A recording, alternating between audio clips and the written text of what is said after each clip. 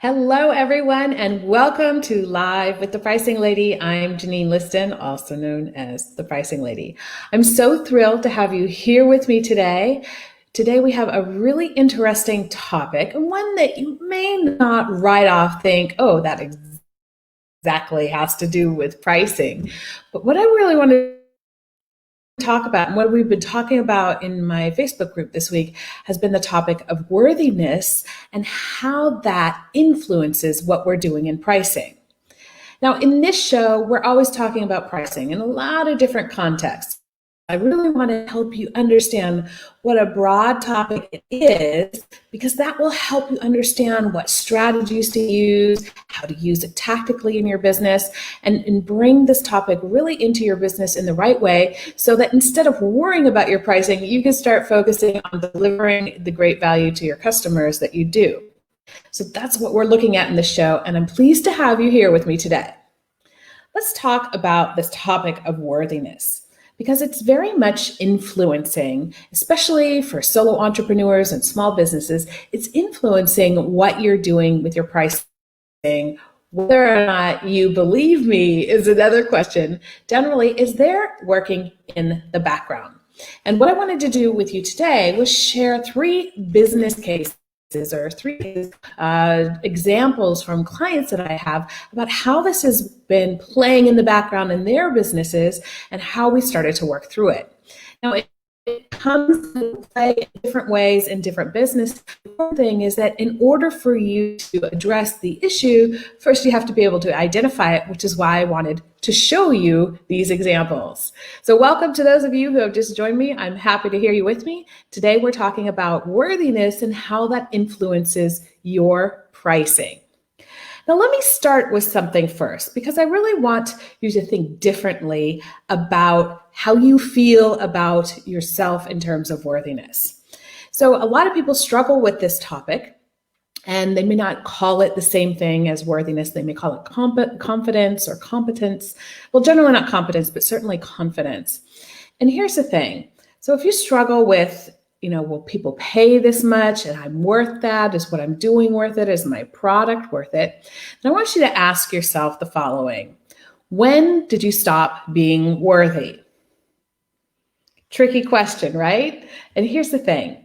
If we can all agree on the following, when a baby comes into the world, are they ultimately worthy at that starting worthy at that starting point? I think most of us would say yes, when a child comes into this world, they are worthy. There's nothing to indicate that they wouldn't be.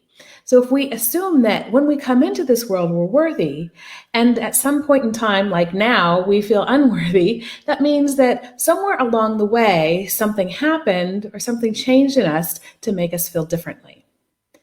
So was it at 6 months old? Was it at 1 year old? Was it at 5, 10, 20, 30 years? What age was it? Did you stop being worthy? And the answer is you never did.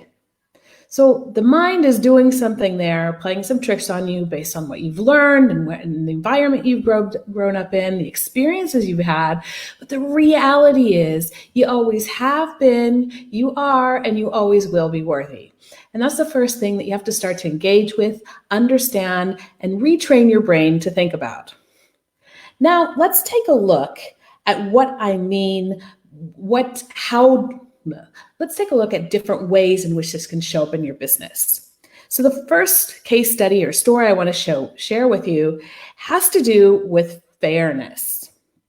So I had a client a few years ago who came to me, and she was really struggling in her business because she was paying her client or her vendors good money for what they were delivering her, paying her employees for good money that for the work that they were doing, and she was also offering great prices to her customers. And all of these things were important to her.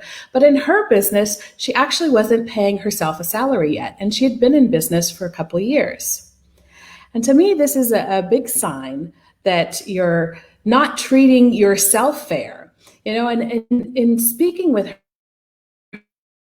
she was always talking about, well, I want to be fair to this person. I want to be fair to this person. And here's the thing, the definition of fair, I looked it up earlier just to make sure. And it says treating people equally without favoritism or discrimination. Now, in this case, my client wasn't treating herself fairly, and she's people too, right? So that is a clear indication that there's something going on that, she feels maybe she isn't worthy because she's at the bottom of that list. Now, it doesn't mean that maybe at this point in time she can't afford it, but she should have a very clear plan in place to get there in the shortest time possible. And maybe that means, rebalancing what's fair for everyone else so that she can also earn a living as well. So if you struggle with this concept of fairness, then you're going to want to take a step back from that and ask yourself, where is that coming from, and why, and am I treating myself fairly in this equation? And if I'm not, then how can I redo things so that I'm treating myself as equal when it comes to paying myself or making profit in my business, so that there's a fair exchange there between myself and my clients, for example. So that's the first story I wanted to share with you. And we actually together, we looked at her pricing, we looked at what we could adjust and how we could start getting her on a plan to having an income in her own business, which is really important, not just to her, but to her clients as well for the medium and the long term. So the second little story or case study I want to share with you has to do with fear. And I'd like to start this out. So if you have a piece of paper and a pen, I'd like you to complete the following sentence for me. You can also do this in your head, but it's great to write it down because seeing it on the page is different. And ask yourself or complete the following statement. Pricing is. The pricing is, and then whatever first comes into your mind. Don't think about it.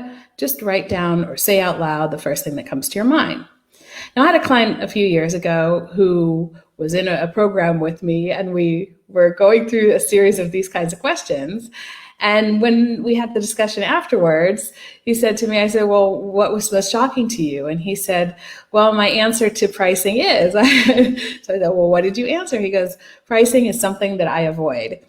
And I thought, oh my. So then we had a conversation about, well, if pricing is something you avoid in your business, then how are you actually running a business? It's almost, especially for a service-based business, which this person had, it's almost impossible to run a business if you can't talk to your customers about the prices you offer. So again, this goes back to him feeling like the service that he was offering was actually worthy and feeling confident in what he was offering. So a lot of times when we don't feel worthy, that lack of confidence creeps into our interactions with customers in this case, or the prices that we actually set. Maybe we set those prices lower because we feel that we're not so sure and we don't want to get rejected. And again, this is going back to how we're feeling about ourselves. It has less to do with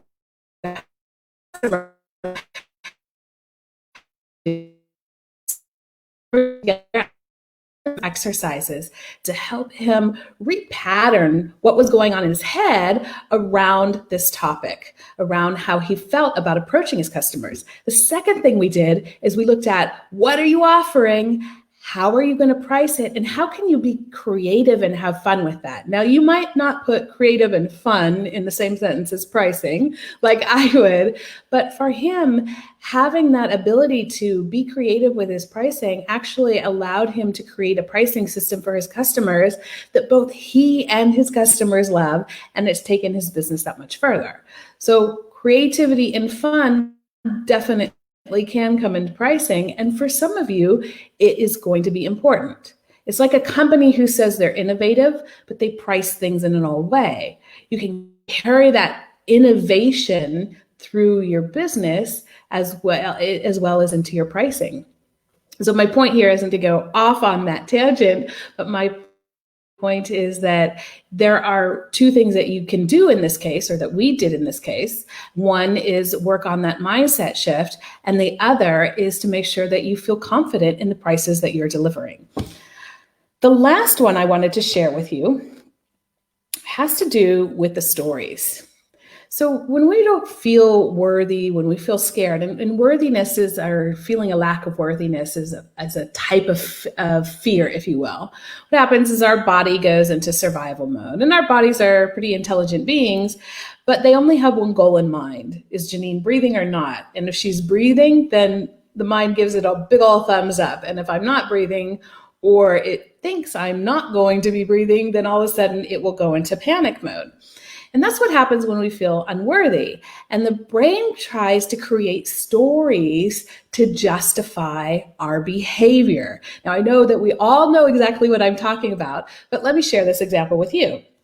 This was a client of mine who came from a country that was a relatively, they're kind of known, I won't call them out, but they're kind of known for being thrifty and paying attention to, how much money they spend. And she came here to Switzerland, right, which is generally a higher priced country in terms of the cost of living and the cost of things here. And she's living here and working here in her business. But every time we had a conversation about her pricing, she said, I can't price more than that because the people back home would never pay it. And so she didn't think, again, she was using the word fair, but more importantly, she was going back to her upbringing and how she felt that the price had to be cheap because that was the environment that she grew up and lived in.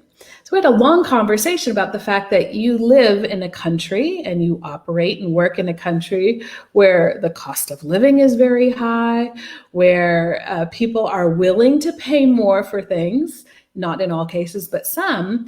And so we needed to work on shifting her mindset, but also helping her understand that you can have different prices for different customers or different prices in different locations. Depends on the business, but it is actually a possible thing to do. But for her, her brain had created this whole story because she was afraid to charge more. So it was justifying that she couldn't do it, telling her that she couldn't do it because it was too expensive for where she grew up before.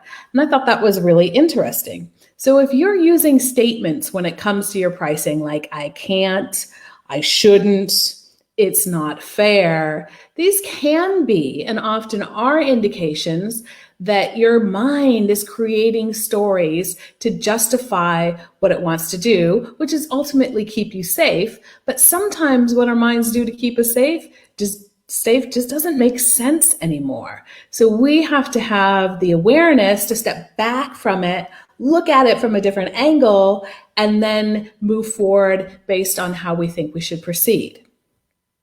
So these are three examples that I've come across, very specific examples that I've come across over the years that I thought it would be interesting to share with you because they show you that this topic of worthiness, especially new businesses, solo entrepreneurs, it really creeps in and all of a sudden you go, hey, what was I thinking? Actually, I'll give you one more example. I don't know if this client is watching because we had this conversation very recently, but when we had our conversation, every time this person was talking about price, they said cost. And this, again, it just shows that there's a little bit of a mismatch there between how they view what they're offering. What do I mean by that? Well, if you view what you're offering as a cost to your customer, then your customer is going to view it that way as well. What you want to do is you want to step outside that. Stop seeing yourself as a cost for someone and seeing yourself as an investment for someone. And again, it's just a little thing. It could be down to the worthiness that he feels about what he's offering out there. It could be down to something else, but that little shift, stop talking about what you offer in terms of the cost of it, but start talking about in terms of the price and the investment. It gives you a completely different physical sense and presence with a customer as well. And it'll help boost your self-worth if you're operating and treating yourself in the way that you want others to treat you. That's what I wanted to share with you. I thank you so much for joining me today. Those are 3 great stories that'll help you understand how worthiness or a lack of worthiness might be creeping into and sabotaging your pricing from the background. With a few small changes in mindset, you can actually shift this quite significantly. So if you have any questions or if you have other examples of how worthiness or lack thereof have been influencing pricing in your business, I'd love to hear how that's been affecting pricing for you. So go ahead and leave those in the comments, both your questions and your stories. That's all for today, everyone. I wish you all the best. Have a great week. And as always, enjoy pricing, everyone.